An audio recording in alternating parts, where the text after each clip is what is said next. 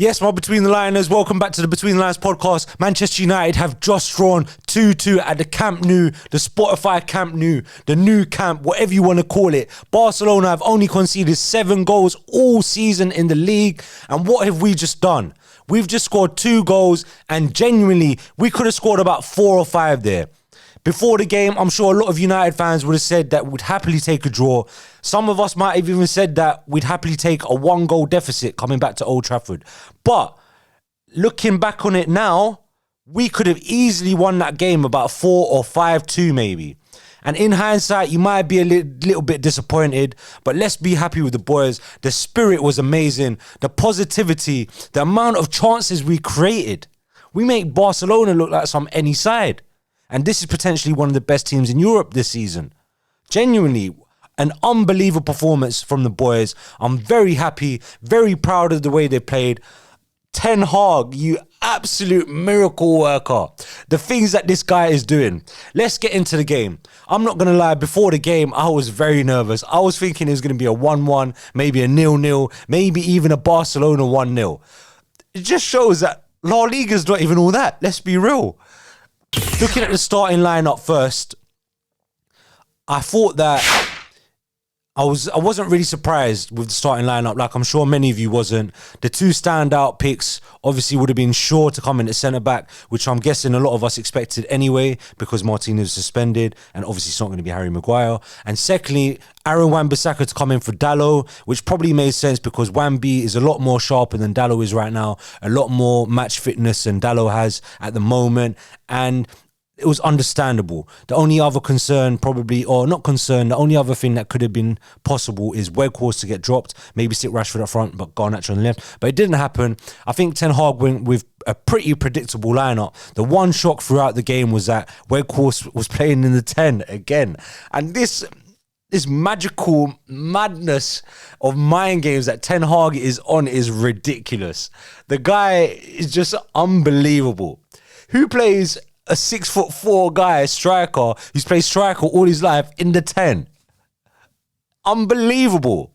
Let's take it into the positives of the game. As you can see, I am gassed. I am delighted. I'm not going to lie. Yes, it's only Europa League, the best competition in Europe this season at least. Yes, it's only the round of 32, but we're playing against Barcelona. This is historically, of the 2 biggest teams in the world, 2 of the 2 biggest teams in Europe at least. And what a fantastic game of football. One of the best games of football I've seen this season. If I was a neutral, I'm sure I would be loving that game. As a United fan, especially those last 10 minutes, that was a bit nervy, it was a bit shaky. The boys were a bit all over the place. Probably slightly lucky to get away with the point in the end because of the last 10 minutes, the way that they was putting us under pressure. Casemiro even hit his own post. So much to get into. Let's get into it straight away. And I'm going to get into the positive first because you know I'm a very positive guy. First positive. That first half, when we came out in that first half, especially in the first 10-15 minutes, we've slacked in the last couple games in the beginning of games. That first 10-15 minutes, we was all over them. We created at least 2 chances in the first 10 minutes at least. I thought Bruno looked very lively, very fiery from the start, leading by example, running around all over the pitch. Fred was all over the pitch, but probably not in a very positive way in the first half especially, or the first 20-30 minutes. But in general, the team was excellent, especially in the first 10 minutes, drilling it into our players, zipping it straight in, finding incisive passes, finding very hurtful passes to the Barcelona defence, trying to get in behind, kept it moving. Aaron Wan-Bissaka kept it moving. Bruno kept it moving. Great start to the first half. But then I think the game kind of settled down a bit. Barcelona started to try to control the ball a little and they were getting a lot more possession. Lewandowski had a decent chance that he kind of created himself basically. Took a few touches. I thought the defence was very solid and they kept their nerves. Midfield was keeping their nerves. The only thing is there was a few gaps appearing in the midfield, which I'll get into in a bit. After Barcelona kind of settled down, I think the boys defended very well and we're creating chances still. That first half, we could have easily been 1 or 2-0 up. Weghorst had an unbelievable chance. Bruno with a sensational through ball to find Weghorst. A great run from Weghorst. Took a good touch as well. Good first touch. Had it on his left foot, but he's gone straight down the middle into Ter Stegen. It was a good save from the keeper as well. Let's not deny that. But which probably could have been 1 or 2-0 up. I think Bruno, especially throughout most of that game, he was so on it. Some of his passes and chances created were unbelievable. And overall in the game, look, Bruno has a lot of critics, especially in the big games, but I thought today he stepped up. That was a captain's performance. Let me know what you guys think. If you disagree, let me know. Fair enough. Everyone knows I'm a Bruno Fernandes lover. I think I've even got Bruno on my back. Yeah, I think. Is it Ericsson or is it Bruno? Yeah, you lot let me know anyway.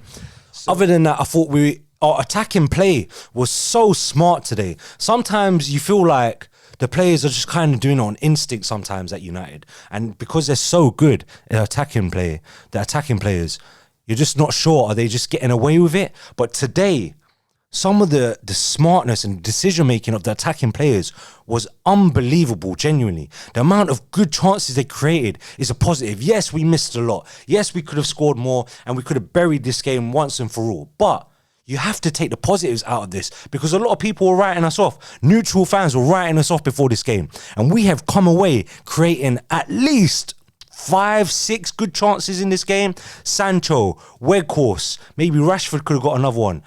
I think Bruno had a decent one. And there's one thing I didn't really like when it's come to these finishes. A lot of the players were trying flicks. Put your foot in it. Whack it in the goal, man. Put some power behind it. What's all these flicks? You're trying to get a fancy goal at the new camp. We're trying to get through the Europa League. Come on. Be serious. But genuinely, the positivity and the directness of the play, the spirit of the boys to go from 1-0 down to then come back to 2-1. Let's talk about the first goal. Dr. Marcus Rashford, MBE. 14 goals in 16 games. I can't believe he scored again. Like, what is going on? What is this guy eating? What is this guy taking? What's going on in this guy's head? Is his love life going well? Is his diet unbelievable? Is his gym work unbelievable? The pace, the strength on his body, his leg power, the shot and the power to get the goal. To be honest, wasn't the greatest of keeping. Let's be real. I'm sure a lot of you agree. Ter Stegen shouldn't really be letting in a goal from his near post like that. But it's Marcus Rashford. You can't stop him. No one can stop this guy right now. The best player on form in the world right now. I dare anyone to try to disagree with me. Forget Dr. Marcus Rashford MBE. Give this guy the knighthood right now because this guy is on some absolute crud. Absolute crud. To go from 1-0 down, to bring it back to 1-1 within, I think, at least, 3 minutes? The spirit of the boy. And you know what? It's not even just Marcus Rashford. That Fred pass as well. The Casemiro pass to find Fred. Unbelievable vision. The Fred pass, the weight of the pass on that ball from Fred. Sensational. Exquisite, genuinely. And the composure from Rashford, the power from Rashford to finish it in. As if you thought that was enough. 5-10 minutes later, we go 2-1 up. From a corner. Rashford taking on his man.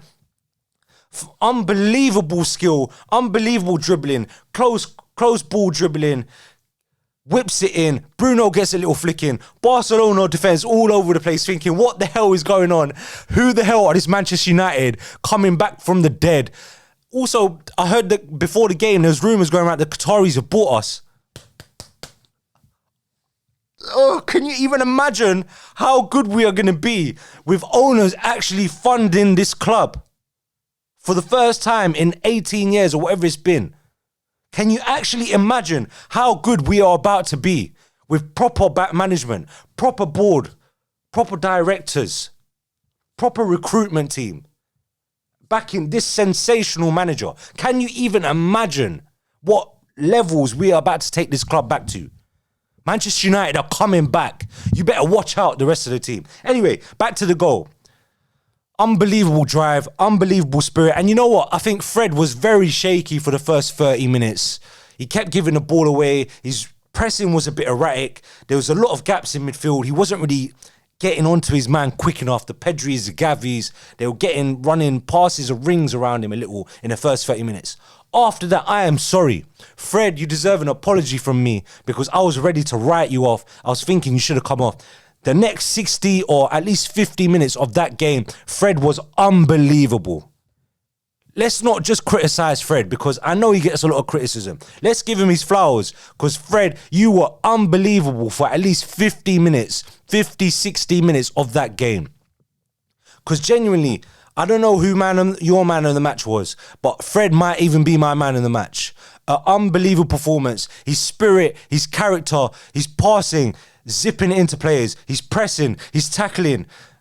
Genuinely turned it around completely, and he emphasised the spirit of that Manchester United team, especially to come from a goal down and turn it to 2-1 at least. Fred, well done.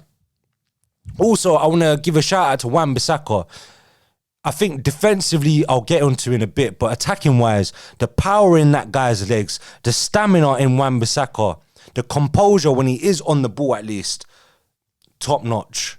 Fair play to you, Wan-Bissaka. Turned your career around. I also want to give a shout out to Malacia, who he came under a lot of pressure today from Rafinha. And Rafinha, we can be honest, he did get past him a few times. But to keep going, to be 22 years, is it 22? 22, 23 years old, whatever he is, 14 million from Feyenoord. This is some of the biggest games of his careers up so far. And he didn't give up. Kept going till the 90th minute. When some of that defence was panicking in the 80th to the 90th minute, Malacia kept going. Didn't matter what kind of pressure he was coming under, he kept going. And for that, I salute you, Malacia. I salute you.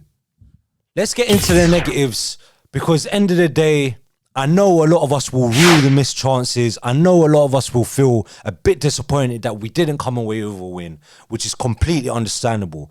But just think, do you know how many chances we created against this Barcelona team that does not concede a lot of goals? That is a positive in itself. Yes, the negative is that we didn't score them, and we all want them to score that. Obviously, we all want them to have come away and scored those great chances we created, and we would have made it a lot easier for the second leg. But I think we could have been down and out in this first leg at the new camp, considering the form that Barcelona are in. But we weren't. And genuinely, overall in that game, you could say a draw might be a fair result. So that's, I know I said this is a negative, but I've made it into a positive. You know me, I'm just so positive. Negatives of the game, other than that, I'd have to say that the last 10 minutes, that was a bit too much for my heart. It was a bit all over the place. Maybe partially you could say it's down to De Gea. I don't want to blame De Gea too much because he came out of his box a little bit more today. Some of his distribution was a little bit better. Some of his punches from crosses was a little bit better. Maybe another top keeper who's more commanding of his box would come out and catch some of those. But some of the boys in the group chat were saying that he was at fault for the goals. The second goal, I don't really think so. There's nothing he can do about that. How's he meant to read that? Lewandowski's not going to touch it. Varane's not going to touch it. Shaw's not going to head it out. Malacia's not going to stop the cross. I don't blame him for the second goal. The first goal, maybe I saw a wrong angle. I didn't think it was his fault, but Haroon saying that he should have saved it, apparently flapped at it. I'm not so sure. But if that's a criticism of De Gea, and maybe a more progressive, demanding and controlling shot stopper saves those, I don't want to be too critical of De Gea because I don't think he'd had that bad of a game. I think he was all right. I'm not going to say he was amazing. I think he was all right.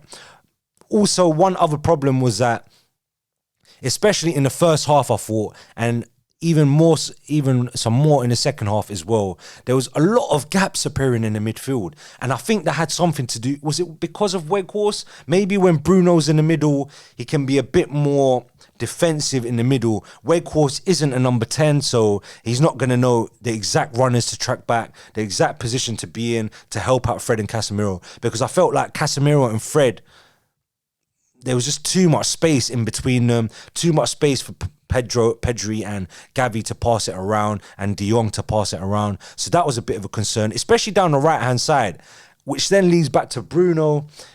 Maybe he wasn't covering his man enough. It wasn't helping out Wan-Bissaka, which brings me on to Wan-Bissaka actually, because I praised him already, but some of his defensive work was a bit questionable today. Like sometimes, or even his possession in our half. Like sometimes the ball was coming over to him. I think Casemiro did it once, and maybe De Gea gave it to him once. He kept letting the ball roll past him, and before, just take a touch. He's letting the ball go past him at 90 miles per hour. The Barcelona are obviously going to press him. They're playing a high line. They've come in and nipped the ball before him. Come on, wake up, Wambi. You can't always be this lackadaisical character. I understand that's your personality, but come on, wake up. You're at the Camp Nou. We're playing against Barcelona. Wake up. They're going to be all over you like a rash, and they were. It could have got punished even further. And also, the goal, the Marcus Alonso goal. Fred, I don't think Fred did himself any favours, didn't cover himself in any glory, because I don't know what kind of challenge that was. It wasn't a challenge. And I don't know who he was blaming after. But at least put your body into Alonso. He barely even followed him. But I was going to say, Aaron Wan-Bissaka arguably could have challenged for that ball, because I know he was marking someone else in front. But if you're looking at the ball coming over you, I didn't really see him try and attempt to get that ball out. Take some ownership, take some leadership. Go for a header and head that ball out if you think you can reach it. Don't wait around for someone else to come and head that. So that's one thing about Wan-Bissaka. Still maybe slight lapses in judgment. The second goal, and obviously we knew Barcelona were going to come onto us after we scored the second goal. They were on their territory, we're on their home turf. They're obviously going to put us under pressure. And unfortunately, we didn't take our chances to kill the game off. So that's why they put us under pressure. But the second goal, one, Malacia, I think, should have done more to stop the cross. You know Rafinha's going to come in and cross. You know, or he's going to shoot. Two, this maybe brings question marks about Luke Shaw centre-back. If you look at the replay, you see his positioning isn't really his centre-back's positioning. He's more in like the CDM role, which was kind of strange. I think a more natural centre-back, or someone as good as obviously Martinez or Varane, might cut that ball out before it even reaches towards Lewandowski. You never know. Obviously, it's easier to say in hindsight, but I've played at centre-back before, so I'm just thinking in terms of reading of the game and positioning of a centre-back, maybe that's not quite in his locker, and you can see he was under a lot of pressure in that last 10 minutes. So something to think about in future games if Martinez is ever not playing again and Shaw has to play. Overall, I'm not going to be too critical. I haven't got too many negatives, as you can see. Just like the last 10-15 minutes, we gave away possession too many times. But at the same time, we still look dangerous. We still look capable of scoring every time we got the ball into their half. So I'm going to take it straight into the match roundup. Who was your man of the match? Let me know, please, because I'm stuck. I'm torn between... I can't believe I'm saying this. I think maybe Fred. I genuinely think it might have been Fred. And probably Bruno. I'm more likely to give it to Bruno. I could give it to Rashford. But Rashford, I thought, was very quiet in the first half because we weren't really finding him. We weren't really using him to his best abilities. We weren't really getting the ball in behind too much. So I can't really give it to Rashford, I think, because I don't think he was our man in the match. But I'm more likely to give it to Fred or Bruno. I'm laughing because I keep saying Fred. Let me know what you guys think. But overall, I can't be too disappointed with the boys. I'm very, very proud. I'm genuinely very, very proud. We've played the top of the the team that's top of the La Liga. I think they're top by like 8 points ahead of Madrid. Yes, this is Europa League. They're not a Champions League team right now. They're a poor Champions League run. But they haven't run away with it. We're not top of the Premier League. We've shown we are very capable of playing with the big boys. We beat City earlier. We beat Barcelona. We are coming towards the top. And in 6 months or 8 months that Ten Hag's been in the job, it's miraculous. With the squad that just had its worst ever season last season, miraculous. Ten Hag, you are doing unbelievable things. The team, I am very proud of you. I am very, very proud of you. After today's performance especially. Looking ahead, we've got Manchester United v Leicester at home on Sunday, I believe. And Leicester have just smashed up Spurs 4-1, so we can't think that's going to be an easy win. We've got to take them seriously, got to show them respect. And then we've got the big one, the second leg v Barcelona next Thursday. I'm actually going to be going to that game, so watch out for the match day vlog for that one. I cannot wait. Bring them on. I am not scared of them. If we're going to play like that at the new camp, imagine how we're going to play at Old Trafford with the record we've got at Old Trafford this season. I am so confident of a win. Today, I wasn't that confident. I'm not going to lie. And we've come away with a draw. We haven't won the game. We've come away with a draw. But genuinely, next week at Old Trafford, with the stadium bouncing, we've just got news that the Qataris might be taking over us. I can't believe it. Things are going on the up. Manchester United are coming back to the top very, very soon. Rival fans, you better watch out. Genuinely. Because this is getting scary. I am getting goosebumps. Marcus Rashford cannot stop scoring. Please, someone tell me, who is going to stop this guy? This Barcelona defense barely concedes any goals. And the guy cannot stop scoring. He makes it look so easy. Anyway, I'm getting gassed. Like the video right now. Subscribe to the channel right now if you haven't already. Share the video right now. We've got some amazing content coming out. This weekend it's going to be my birthday. So for that, thanks to the guys at the Football Game Co. Search them up on Insta and TikTok. They've sent us over a game to trial out. I'm going to trial that out with the boys this weekend. Especially, it's going to be a birthday special, Between the Lines podcast birthday special. Watch out for that one. Then I got the Manchester United v Barcelona Old Trafford vlog coming out next Thursday. Gonna be there. Listen, I'm not gonna say any more. Manchester United, you've done me proud. Eric Ten Hag, you are an absolute genius. I absolutely love you. I absolutely love you. This is the Between the Lines podcast. I'm your host Adnan, if you didn't know already. See you on the next one. Peace out. Between the lines.